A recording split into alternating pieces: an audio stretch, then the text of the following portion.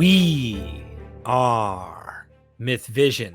Welcome back to MythVision Podcast. I'm the host, Derek Lambert. Today I have Simcha, and I just remembered your last name and how to properly pronounce it. Is it Jacobovici? Jacobovici. See, I'm bad about this. Let me tell you, my audience knows me about pronouncing things. So it's okay. You know, basically, all the Ovich names means son of. So Jacobovici is like Jacobson, son of Jacob. Thank you so much for correcting me on that, and welcome to MythVision. No, glad to be on. So the Naked Archaeologist is joining me today, and we're going to have a little fun. It's not all going to be academic. Some of it might be kind of story time to tell us a little bit about your background, what caused you to get into this. So if you could give us a quick nutshell of who you are and why are you into this material? And I specifically am talking about biblical stuff. Like, what got you into it?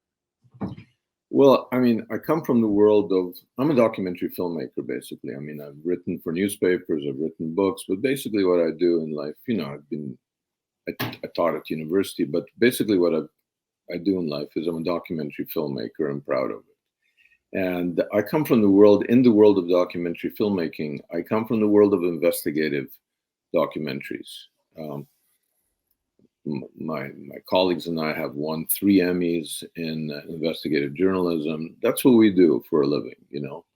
And one bright day, I got involved in the James Ossuary.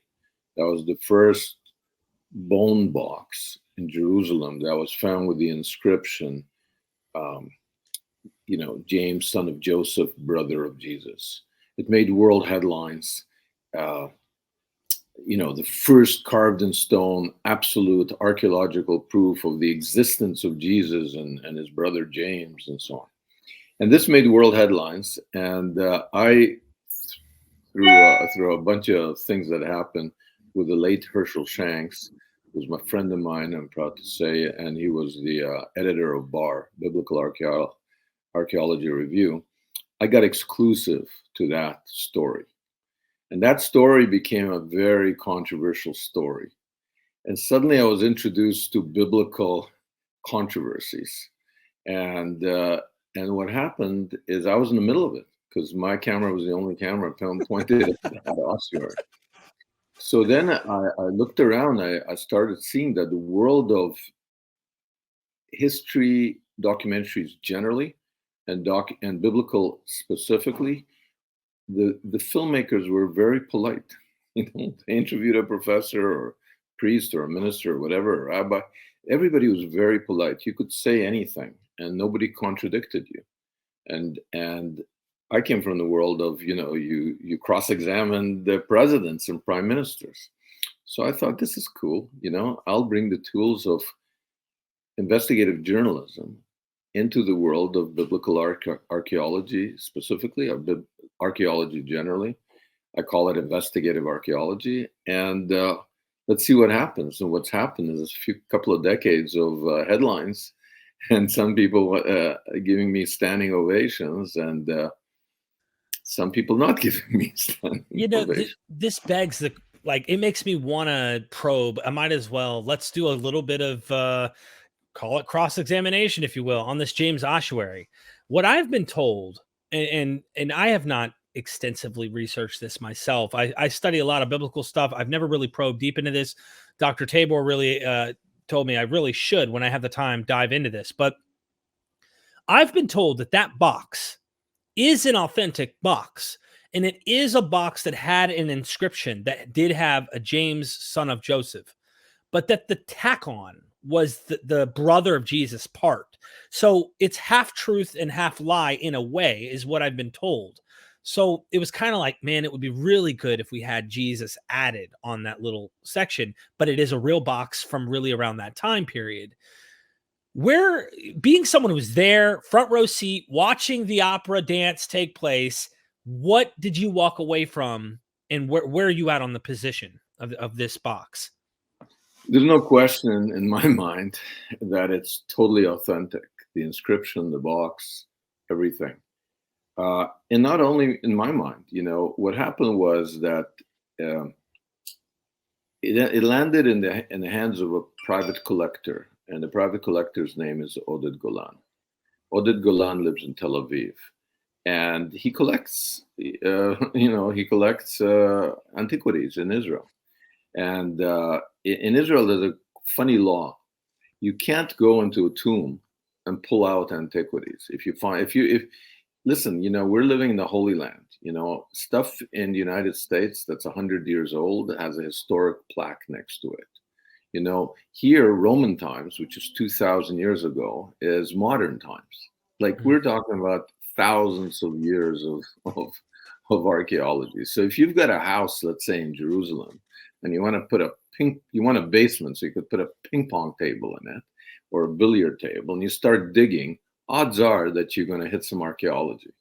And when you do, what you have to do is not keep the stuff, but call the Israeli Antiquities Authority. And only when they sign off, when they take out, whatever it is, if they, can you finish your basement? So what happens is that people find stuff, all the time. Now, you can't pull it out of the ground. That's illegal. But if it's made its way to a shop, it's a weird law. If somebody pulls it out of the ground, runs, being chased by police, and makes it into a legal shop, well, now it's legal. A tourist can come and buy it. And get it, So it's a weird game. So there are people with collections, at home, and interesting collections. And what is the story behind this box?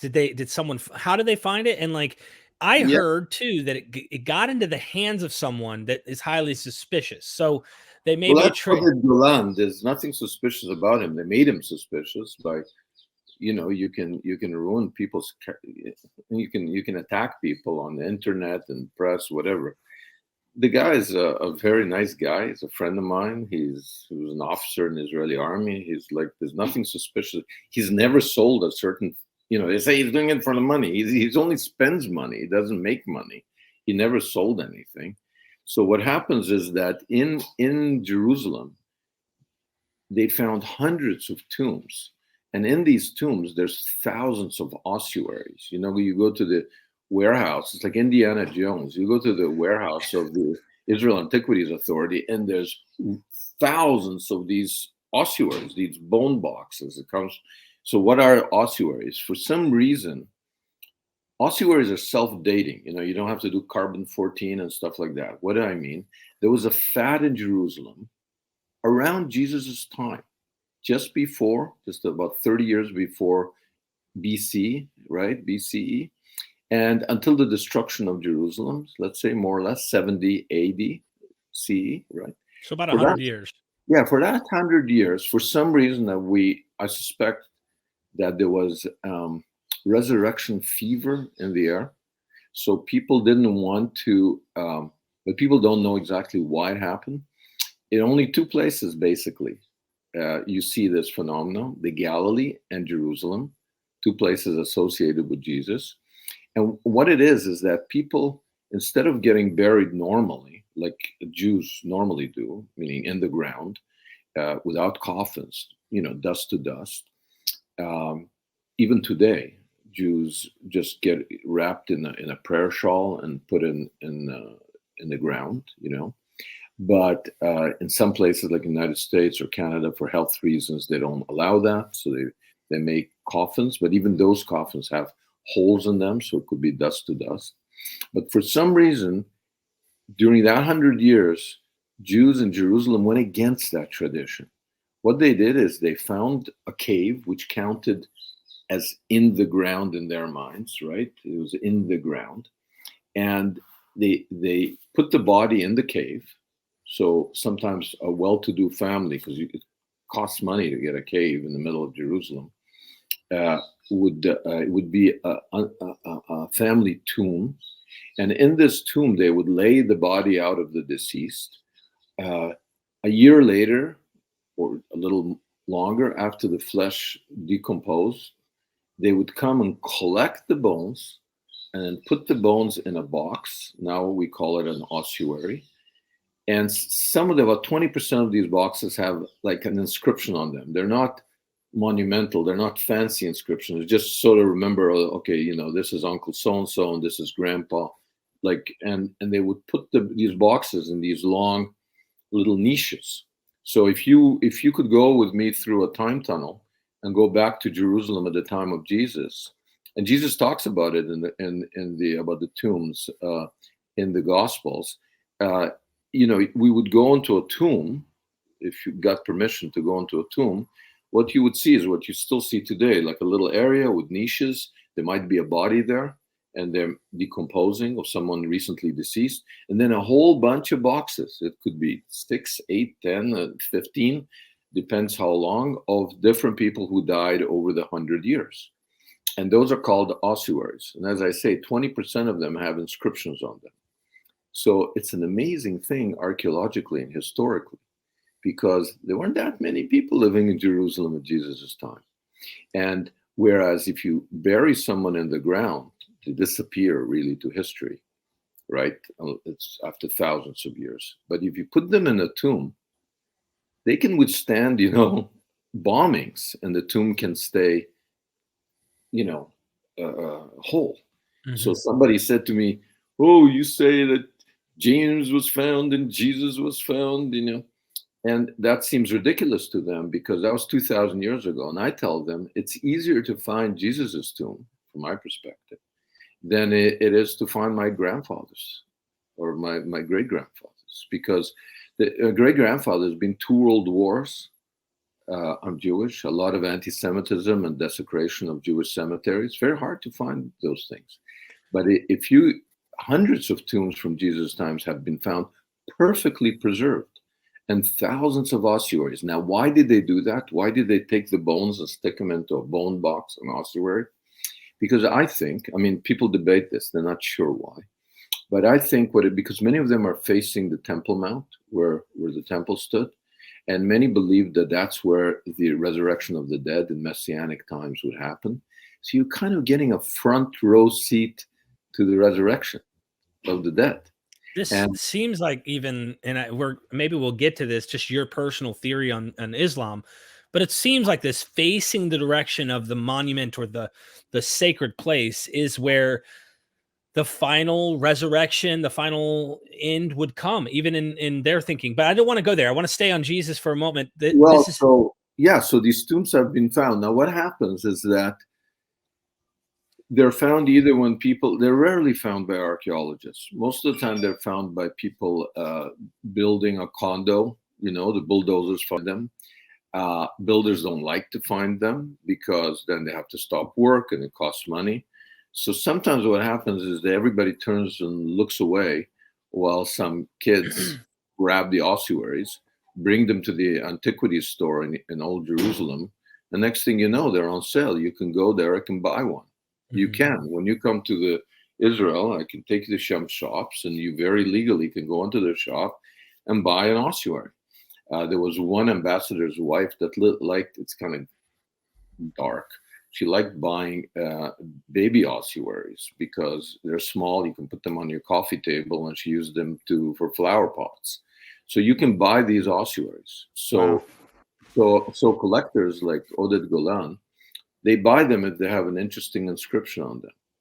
And he bought them because he bought one he has several. He bought one that had this inscription because it says brother of, and that's very unusual. There's only one other one, if I remember correctly, that has the words brother of, because generally it's like you just want to know who's buried there.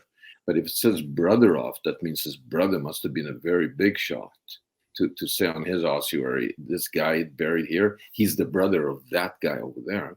So he bought it.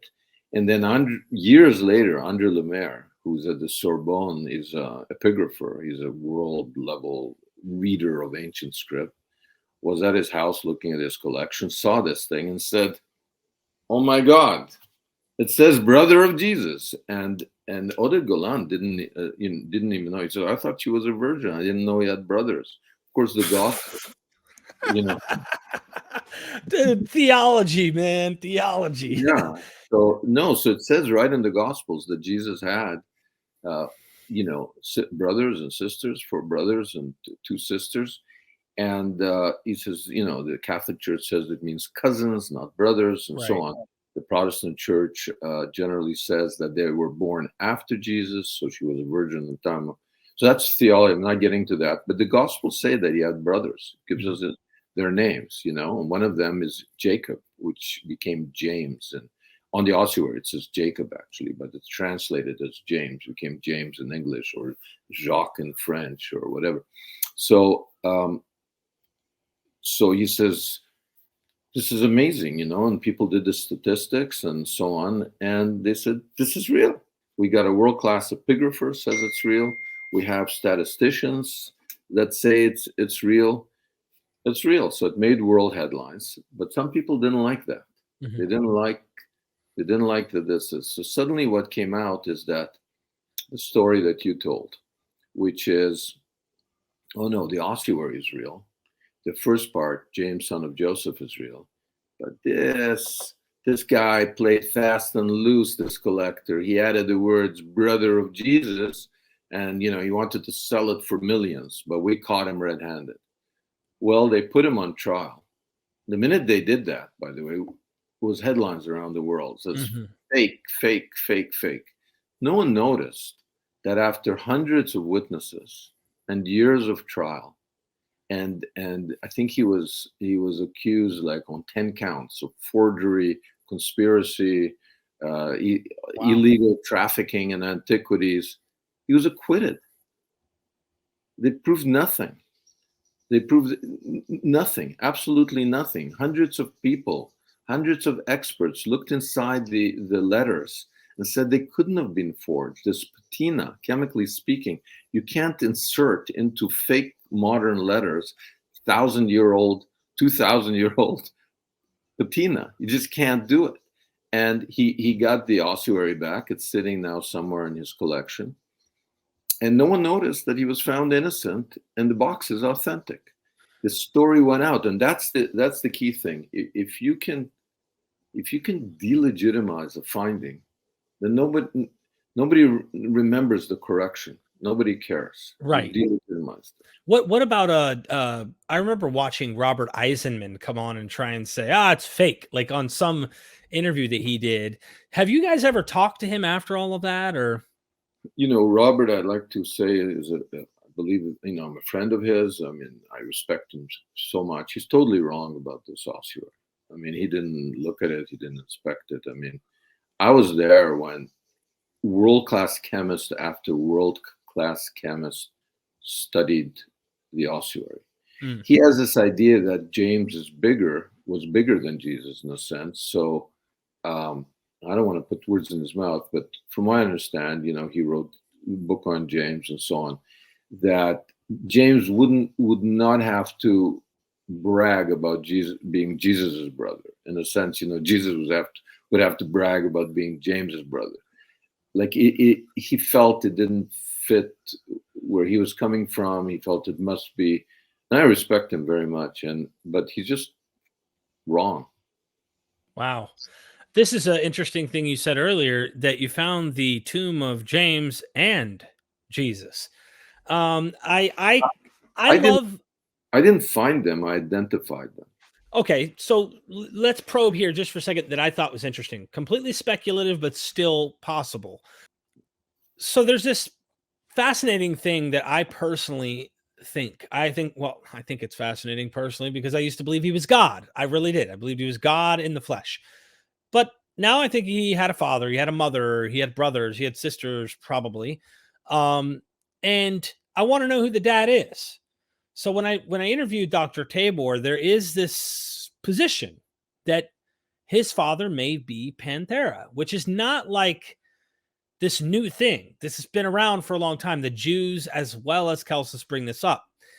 And Dr. Tabor was talking about this tombstone with Panthera, that they burned the body of this Panthera and put it in the tombstone, but they used wood and fire. So there may be DNA, left over. And I wondered if there was a way to connect the two and see if there's anything true. If we found out that in the bone box, because the bones leave residue inside the box, say the bones went missing, you still have the box that has remnants of the DNA from the bones that were the body, that was put in here. If we could connect those two dots, that would change the face of everything we thought we understood. Well, okay. Again, I don't comment really on theology. Like, people believe what they believe, and I don't get involved with their beliefs. They because you can't argue with theology in a sense. If somebody said, we identified, Professor Tabor and I and some others, Professor Charlesworth, more or less, but we identified, at least he said it was a family, but there's a tomb in an area of Jerusalem, East Jerusalem, called Talpiot today, that had, they were building a building. They came across a tomb. Inside the tomb, there were these ossuaries. One of the ossuaries said, Jesus, son of Joseph, not the brother, just the man himself. So you say, well, maybe there's a lot of guys named Jesus, and Joseph, so maybe it's not that Jesus. But next to him was married a woman named Maria, Maria in ancient Aramaic, right? Maria. And next to that, Matthew. And then there was a Joseph, Joseph, specific. We have Josie, in the Gospels, one of the brothers of Jesus. It's a nickname. Right, so it's an unusual name. So yeah, if in the future, thousands of years from now, they dig in Liverpool and they find a John, it doesn't mean it's John Lennon and they found the Beatles. But if they find John and then they find Paul and then they find George, it might be the Beatles. But if they find Ringo, that's the Beatles, because Ringo's a very unusual name, and Josie is a very unusual name for that time, and he was in the tomb as well. So statistics were done, and peer-reviewed statistics. So they always say, "Oh, you're just doing journalism. You're not doing academia." Statistics were done, by a professor at the University of Toronto. It was published in the #1 statistical journal in the world. And the odds, if I remember correctly, I'm saying it in a non-academic way, were like 1,500 to 1 in favor of this tomb being Jesus's tomb, Jesus and his family. Now, the theology. People got upset. Oh, does this mean that there's no resurrection? Well, no. I mean, if you want to argue theologically, Jesus died. He was put in a tomb. You can't be resurrected if you don't die. You got to die first. Everybody believes that. Christians, the Pope, he died. But 3 days later, he was resurrected. He walked around. That's what believing Christians say. So, okay, so he walked around. So he left the tomb. So fine, but what happened then? So, well, 30 days later, there was an ascension. Now people can argue, did he go physically to heaven, or did he leave his body behind? Some Christians believe he went spiritually to heaven. Well, if he went spiritually to heaven, he could have left the body behind, and we could have identified it in Talpiot in Jerusalem. Meaning, I don't get into all of that, what I do get into, 1,500 to 1 in favor of this tomb being the Jesus family tomb. Okay, there's a woman. There's one. They're all Aramaic inscriptions except one. That one's in Greek, and that Greek one's a second Mary. And I'll get back to what you were talking about, the DNA. Yeah. And that Greek one is a second Mary. Well, there were two big Marys in Jesus' life, Mary Magdalene and Mary the mother, right? And the particular way that she's called, Mariamene, and the way it's spelled, if you Google it, it only appeared one time in all of Greek literature as Mary Magdalene's name. Because Mary Magdalene just means Mary from Magdala. It's a town. You could still visit it when you come to Israel. Migdal, it's called in modern Hebrew. So it's like saying Mary the New Yorker or Bostonian or whatever. Mary Magdalene, Mary of Magdala. But she wasn't called that, right? That was a nickname. But so she was called Mariamene, and there it is, right on the thing. Now, you say, well, where's the father? Well, there is a tradition that a man named Pantera, in the Roman army was the father. Of course, Celsus, a pagan writer, I say pagan because we use that term as a derogatory, polytheist, I like to call. I said, don't get into theology. These polytheists were some pretty smart fellows like Plato, Aristotle, they weren't like, we invented this term to make them sound, primitive and stupid. But he said there was this guy named Pantera. Now, Professor Tabor and I went to Germany because there's a museum, as you point out, where they found Roman army platoon, and there's a cemetery of a guy who had been to Israel. He served here. I'm in Israel now, so he'd served here, and his name was Pantera. Now, for a long time, people said to Celsus, he's making that name up. No Roman soldier had that name. He's just trying to badmouth this, Mary, and say, oh, her lover was like a panther. There was no such name. Well, there was a name like that, and there was a Roman soldier like that. Now, somewhere in that archaeological find, in some storeroom over there, there's got to be, an urn, because they put the tombstone, but there's an urn with his DNA in there, the bones, after they cremated him. So now we've got 3 archaeological artifacts: the James Ossuary, the Jesus Ossuary, and the Panthera, if they can find it, urn. So yes, could we do DNA and try to see if these match? In theory, we could. Could we find Jesus's DNA? In theory, scientists with today's technology could. But now we get into the world of theology. Does anybody want anybody to do that? I suspect no. So, Yes. That's why nobody's really tried to do that. I really would love to find that out. I mean, at the very least, you could say Murray could come on and say, well, you are not the father. So at least we could get Panthera.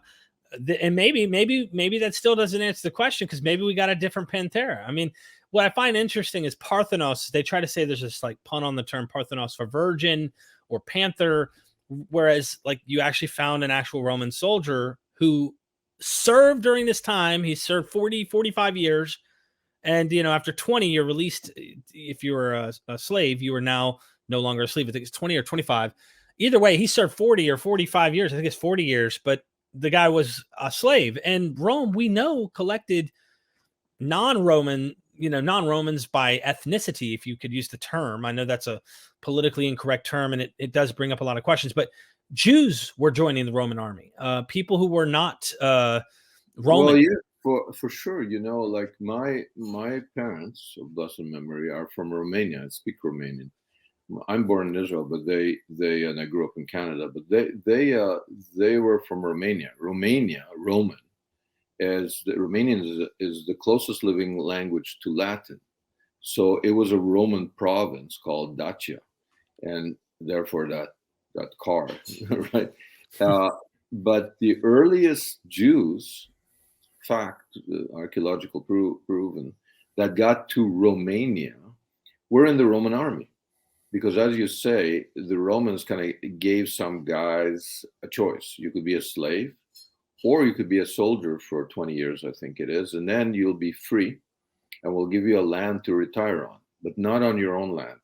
See, they didn't want Judeans in Judea. They didn't want Germans in the German areas, because then you'd use that kind of warrior know-how to fight them. So if they put you on the other side of the world, so you served in the Roman army, but you weren't in your own homeland, and then you couldn't make it back after you were retired, so you'd take a local wife, and then they solved 2 problems. They kind of assimilated you, and so they did that all the time. That's just the fact that they would take different people that they conquered and bring them into the Roman army. And so it's entirely the ossuary, the tombstone you're talking about has the word abed, and to this day in Hebrew, eved means slave. Now, some people say that he was a slave of Isis or something because it was a religious term, but it sounds like he was just a slave that had been liberated after serving in the Roman army, and that he was, at the right time in the right place to be Jesus' father. That doesn't mean he was. Yeah. It's a tradition that matches some archaeology. I do think there's a possibility to this, and it may make me look like crazy to some people, but I honestly think there could be a chance here that something is there, and I think it's worth investigating at the very least to try and find the if there's DNA connections. But like you said, we're up against most people's theology, and that I think is where they're going to control what can be said. Now we've really dove deep into this. Where do you think this is going? What's the next steps in this particular area that you're trying to go? And then we'll move into another subject. Well, look, I'm interested in my history, right? The story of Jesus. A lot of people say to me, why are you into Christianity? You're a Jew. Well, this is my history. It all takes place in Israel, right? I'm very interested in what happened that a Jewish rabbi, he's called rabbi in the Gospels. When Mary Magdalene, sees him after in the story of the resurrection, she sees him for the first time. She's the first one to see the resurrected Jesus. She says, Rabbeinu, my rabbi, right? So a Jewish rabbi became, as you said, God to billions of people. I want to know how that happened. I find it interesting. I don't want to fight anybody's theology. I just want to, I'm interested in history generally, and I'm interested in the history of Israel specifically. And I'm interested in Jewish history, my history specifically. So this is all fascinating to me. And I just want to keep, investigating it. The problem, and I think today there's a different, because of streaming and stuff like that, because of the internet, there's more room for people to have, I think. On the one hand, you can have less, they can kind of pull you off the internet. On the other hand, there's room for more opinions where different people can blog and do stuff like that. So whereas before there was like, you were cut off at the pass, you couldn't even talk about certain things. I think there is more fascination and more openness to a historical investigation of the Jesus period. Was he married? Did he have children? People, the Da Vinci Code, people are open to that. Not everybody sees it as a challenge to their theology. They can believe he was married, and they can believe he wasn't God, but a prophet. People have more variations and are open. I'm not into the theology, but I am into the history. I really want to find. So if you have a tomb that has all the names practically of the Jesus family, I'm shocked that nobody cares, or very few people care. The other big piece of news is this: when the James ossuary was found, when that it wasn't a fake. Okay, let me put it that way. And now what happened is that some chemists, Aryeh Shimron, chemist, PhD chemistry, and a whole team of chemists said, well, if this is real, we want to know if that ossuary, where it came from, where was it stolen, from which tomb? Yeah. Because if it was stolen from the Jesus tomb in Talpiot, then that's a statistical slam dunk. If we could add that name, that ossuary, to that other bunch, because what I didn't mention before, in the Jesus tomb, they found a bunch of ossuaries, and then one is missing. One was stolen. That's missing.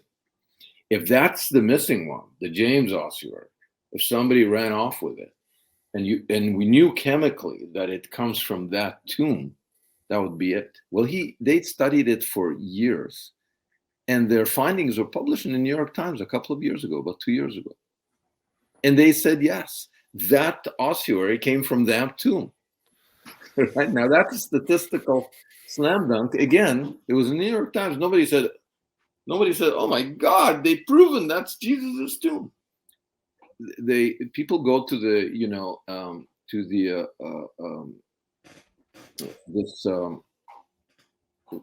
in the Church of the Holy Sepulchre in Old Jerusalem, which is stands over what many Christians believe is the tomb where Jesus was buried and then was resurrected. Now, I'm not talking again theology. I'm just talking archaeology and statistics and science, really. What's the proof that that church stands over the tomb where Jesus was buried? Well, the proof is that there's no proof.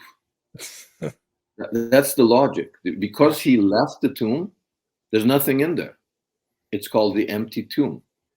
And the evidence is that it's empty. Well, so we've got people believe that the empty tomb is the tomb because it's empty and there's no evidence. And this other tomb in another part of Jerusalem that has practically every name in Jesus's family is not the tomb because it's not empty. So, it's illogical, and I hope that people want to investigate it and want to do the chemistry and want to do the statistics and want to get back to that story. But so far, people haven't. So yeah, it's difficult to hurdle that. It's difficult to hurdle because I can imagine some of the criticisms that might come from people who are defenders, and we call them apologists of their faith, trying to say stuff like, okay, if he was still in a tomb, why are the only voices we hear in the Gospels or within the New Testament, even from Paul's, that he rose from the dead? He was buried, but then he rose and he's no longer in the grave or whatever. So, but as I pointed out to people, he could have risen. Like Professor Tabor says, he could have risen, walked around, and then the ascension could have been spiritual. And he points that Paul seems to suggest that that's what it was, meaning that he didn't physically go up to heaven. So I don't even think that it challenged this tomb. I don't think, I'm not a Christian, but I don't think the tomb challenges the idea of resurrection. He got up, Jesus, according to Christian belief, and he walked around and he ascended. Well, when he ascended, if he didn't ascend physically, there would be a tomb somewhere. There would be a body, but meaning I don't think it has to do with resurrection, even on a theological level. I think it has to do with ascension. See, and I'm already thinking of like things that I would emotional. People get emotional, and people get emotional. They don't even hear what you're saying. Yeah. And you're saying, "Oh, is this denies the resurrection," and they don't even listen to what you're talking about. Yeah, they don't try to make sense of it and find a way that still fits their theology. But I'm thinking by the way, having said that, people go to that tomb, I'm told, by the neighbors there who live there. Remember, it's in the middle of a garden, in the middle of these 4 high rises, and people see Christians going there all the time, putting flowers on it's covered over, but they go, they put flowers there, they put stuff, they pray there. So some people see it as a spiritual magnet, and they do go there. That's what I was thinking about is veneration of this tomb. And when are these texts that we have actually showing up that we can prove are actually writing about these things? When is the earliest we can date these texts? And I'm specifically being critical here by saying it could very well be he was buried and these are legends built up. For me, I mean, I'm not a believer myself, so I have no dog in the fight in this particular thing. But if I were to think, how would this make sense if we found his tomb and yet people haven't gone to that tomb to venerate it? What would be the explanation? If he was buried here, let's say, would we say that the war in 70 deterred everyone from knowing where to find it? Or how do we go about explaining that issue? The issue being that why any sacred legendary figure, someone who left a mark, like if Abraham died and was buried, we know they go venerate his tomb. Any sacred person like that, you would imagine just like the Holy Sepulchre had created, hey, this is the tomb of Jesus, and everyone goes around it. If that was really where he was buried, I'm wondering why is there no tradition that he was buried there? Well, that's a good question, and I think the logic is you've got to understand Jesus dies in, he's crucified he's crucified in the early 30s, right, of the first century, 32, 33 AD, around there. Jerusalem, the place where he was buried, is destroyed in the year 70 in the Great Jewish Revolt. The Jewish Revolt starts in 66. There's 4 years of blood and crucifixions and tens of thousands, hundreds of thousands being crucified by the Romans, women raped, people killed, children sold into slavery. This is what's going on in the years 66 to 70. And then Masada, this fortress in the desert, stands up as a last, like the Alamo, to the Roman until 73. So that means that by 66, so that means 33 years after the crucifixion, and just 4 years after James's death, you have, or something like that, you have this bloody, an entire country is destroyed, right? It would take the Jews 2,000 years to recover, right? To come back and to settle, the veneer little pockets. There was the Bar Kokhba revolt after, but, the whole country goes up in smoke, literally. So it would be very hard that somebody who, so close to that insurrection, so close to that bad bloodbath that tradition, there was no time for a tradition of pilgrimage or any of that to happen, so, and by the time that people start focusing on Jesus again, well, it's already it's already the official religion of the Roman Empire, Christianity. And you've already got a different story. You're not looking for a tomb full of ossuaries. You're looking for an empty tomb. And also, just to add one caveat, wasn't this thing covered? This tomb was buried, right? It wasn't like just exposed for anybody walking by willy-nilly in the 200s No. AD and just went, oh, hey, there's that tomb. Let's go inside and read the inscriptions, right? This is... No. It was covered also not only by destruction, by earth, there was an earthquake in that area, and there was a whole landslide. It took modern bulldozers to find this tomb. And there's a tomb nearby, 100 meters, that has not been properly excavated.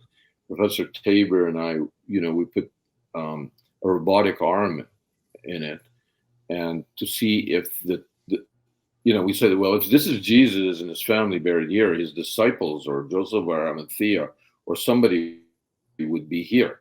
Is there any Christian stuff in this other tomb that has not been excavated?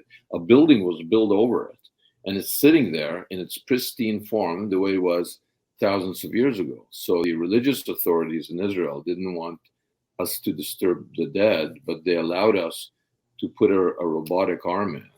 And what did we find? The earliest symbols of Christianity, 100 meters from the tomb that they say has nothing to do with Jesus.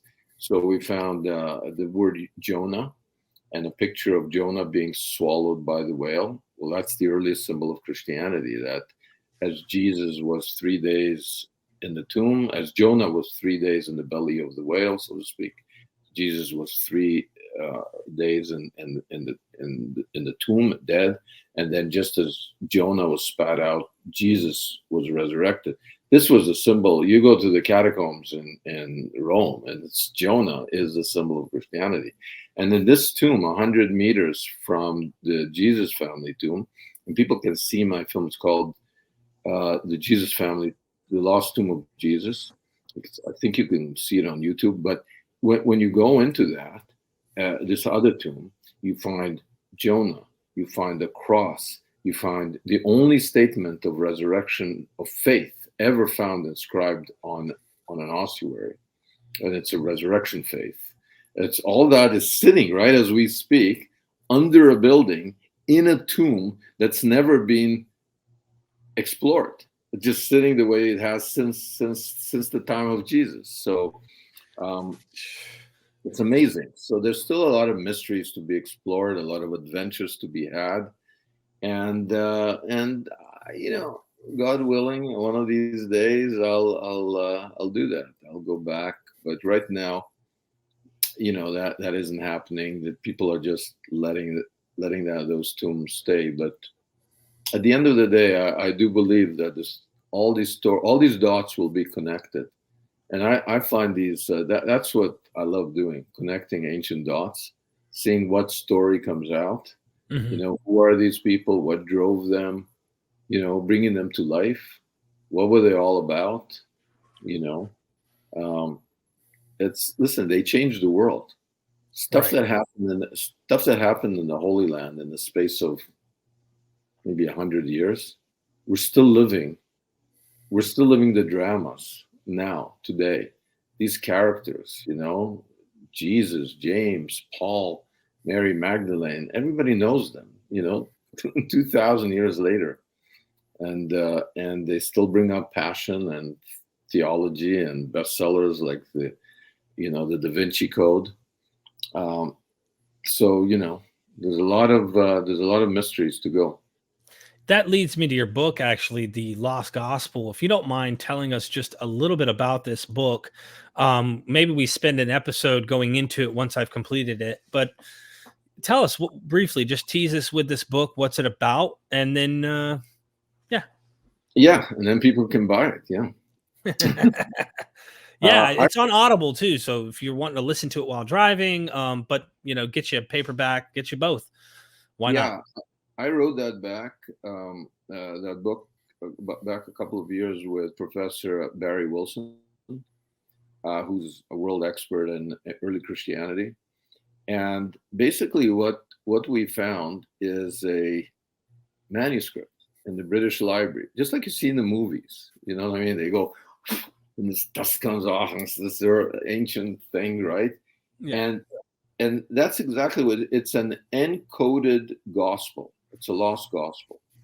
Now, why do people have to encode anything? Why don't they just speak openly? People go, well, that's like the Da Vinci Code. This is fiction. This is conspiracy theories. Why does anybody have to decode anything? Well, even today we see that democracy is a very rare thing, right? And if people want to speak and not be canceled, then they speak in code. If they don't want to be dragged, if you're living under Putin, if you want to say what you have to say, you're not going to say, oh, I hate Putin. You might say, I hate the lion that rules this jungle, and everybody knows you're talking about Putin or whatever, right? Like you're not going to speak openly. Now, when Constantine took over Christianity, which he did in the 4th century, when they decided this gospel counts and that gospel doesn't count. I mean, think about it.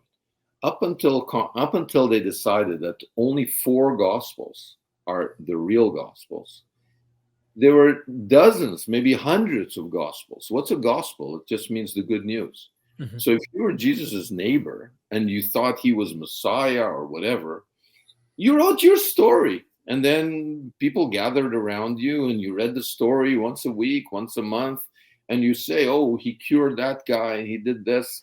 That was a gospel. And there were many, many gospels telling different versions of the story, of the Jesus story. Then along comes, the Council of Nicaea, and they say these 4, they're good to go. All other ones are illegal. Burn them, or we'll burn you.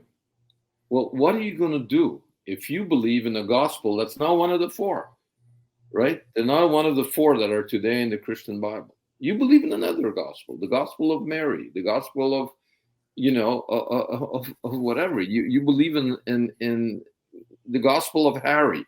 All the gospel means is this is the story according to. So you believe another version. Now you've got a choice. No, I'm not giving up my gospel. I'm going down with the ship. Well, okay, so you're going to die.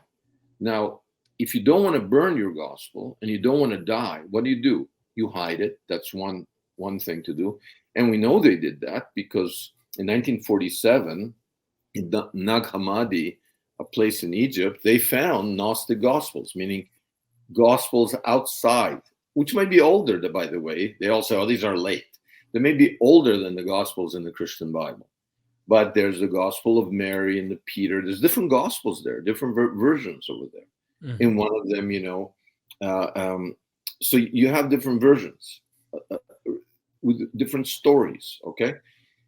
Now, if you don't want to put them in a jar and hope that 2,000 years from now somebody will find them, it's what happened in Nag Hammadi. They buried their Gospels, and 2,000 years later, in 1947, people found them. So now we can buy them online and you can read them, okay? But if you didn't want to do that, if you didn't want to die, you didn't want to burn your Gospel, and you didn't want to hide your Gospel, what could you do? You'd hide it in plain sight. What you do is you take something that everybody knows you're talking about Jesus, but you'd erase Jesus and put this other thing. Now, in Christian theology, Joseph, the biblical Joseph, is a prefiguration, they call him, of Jesus, because they thought that Joseph was dead, but then he was alive. There was the blood of Joseph that the brothers showed their father Jacob, and then he was alive. The Christian theology says this was a foreshadowing of the Jesus story. So all Christians at that time believed that Joseph was Jesus in a sense, a foreshadowing. Right. Now, Joseph in the Bible has a wife named Asnat, but we don't know anything about her except that she was the daughter of an Egyptian priest. So if Jesus and Mary Magdalene were a team, a theological team, maybe they went around, they preached together, whatever, and you had a gospel that said so, well, you could hide it, or you could just erase the word Jesus and put Joseph, and erase the word Asnat. You could erase the word Mary Magdalene and put Asnat. So what we do is we found an Aramaic gospel that's collecting dust in the British Library, and we did 3 things that I think are pretty cool. We decoded it. We translated it, a modern translation for the first time, the most accurate translation. And we published that translation, which, anybody, even if they don't believe us, they can, I don't know, turn the sound off this. And you can read a different gospel, a lost gospel, and see that gospel's version of the history of the events. And, for me, it's like, wow, because it reveals, I think, a true story that's been buried about the relationship Jesus and Mary and the politics of the time. The politics is incredible. Like, we don't even look at the politics of the time. Yeah, a lot of people never heard the name, for example, Sejanus. Like, we look at the story as if, the gospel story, as if this kind of myth, it took place in a historical vacuum. How many people know that Tiberius was the emperor of Rome at the time? I mean, the big guy was Tiberius. Judea was under Roman rule. We don't even know the name of the guy who ruled it all. Pontius Pilate who sent Jesus to the cross. I mean, he was appointed by who? Tiberius didn't do it. Tiberius was on an island of Capri, having sex with little children. That's what he was doing. Who was running the empire? Well, it's a guy that nobody's ever heard of, practically, except some scholars. Sejanus. Sejanus appointed Pontius Pilate. Sejanus was the guy to deal with. Sejanus was killing off Tiberius's sons, so it was easy to kill off. He would want to kill off a Messiah figure, because a Messiah figure was a revolutionary figure in Judea. So what I'm saying, all that is, we don't have that. And suddenly in this lost gospel, we have it all. Politics, intrigue, murder, it's got love, everything. It's got everything. It's got sex and violence, and the history. So we need to make a Game of Thrones version of Jesus. I don't know if it would sell on Netflix, but it'd be cool. I'd love to do that. The politics, because what's interesting is at the time, women were running a lot of the stuff behind the scenes because of the male-dominated societies. They couldn't be the ones front and center, but they were running a lot of the stuff from behind the scenes, and we know some of their names. I mean, we know from the Gospels that the entire Jesus movement was paid for by a woman. That in his entourage, there were all these women, right? Mary Magdalene, and there were all these Martha, there were all these there were a lot of people, and people always see them, these women, as they kind of come like this, and their job is to just go, wow, you're so amazing. But they weren't just sitting around going, wow, you're so amazing. A lot of them were running the show. And in The Lost Gospel, the book that Barry Wilson and I wrote, we get into that. I'll just finish with saying that they should read the Lost Gospel, see my films, The Lost Tomb of Jesus and The Exodus Decoded, and then I'd love to pick up this discussion again, because as you say, I mean, really, it's an incredible journey investigating these 2,000-year-old, 3,000-year. Moses is like 3,500-year-old mystery. Like, what can be better? I oftentimes look at my life and I go, wow, when I make these documentaries, people actually pay me to do what I love so much to do. It's a blessing. Yeah. That's where I feel about what I do. I do this full time, and I work here at MythVision to talk about these fascinating texts dealing with these ancient ideas and how they've impacted the Western world. And today we still cherish these ideas. I love, personally, I love mythology as well. I love the narrative, the story behind all of these things, because I think we can all relate to a lot of them. There's some things I'm interested in leaving in the past, and we progress and move forward.